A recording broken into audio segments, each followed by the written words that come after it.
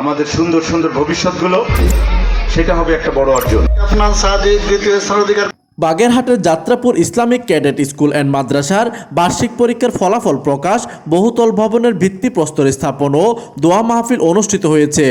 গত সোমবার 29 ডিসেম্বর সকাল 10টায় প্রতিষ্ঠানের সভাপতি এস.কে. বদরুল আলমের সভাপতিত্বে অনুষ্ঠিত আলোচনা সভা ও ফলাফল বিতরণ অনুষ্ঠানে প্রধান অতিথি হিসেবে উপস্থিত ছিলেন সাবেক ছাত্রনেতা লতিফ মাস্টার ফাউন্ডেশনের প্রতিষ্ঠাতা আমেরিকা প্রবাসী সিপিএ রফিকুল ইসলাম জগলু। অনুষ্ঠানে Jatrapur Islamic cadet school and মাদ্রাসার জন্য একটি 5তলা ভবনের ভিত্তিপ্রস্তর স্থাপন করা ছাড়াও বার্ষিক পরীক্ষার ফলাফল প্রকাশ করা হয়। তাছাড়াও পবিত্র কোরআন শরীফের নতুন সবক, পাগড়ি প্রদান, কৃতি শিক্ষার্থীদের মাঝে পুরস্কার বিতরণ এবং নবীনদের বরণ করে নেওয়া হয়। এই সময় উক্ত অনুষ্ঠানে আরও উপস্থিত ছিলেন প্রতিষ্ঠানের প্রিন্সিপাল মুফতি মাওলানা রুহুল আমিন, প্রতিষ্ঠানের জমিদাতা শেখ আব্দুল গাফফার, পরিচালনা কমিটির সদস্য আনিসুর রহমান বাবু, শামীম হাসান, মশিউর রহমান, শেখ রিপন, খান সোহেল, শেখ সাজ্জাদ হোসেন সহ শিক্ষার্থীদের অভিভাবক ও স্থানীয় গণ্যমান্য ব্যক্তিবর্গ।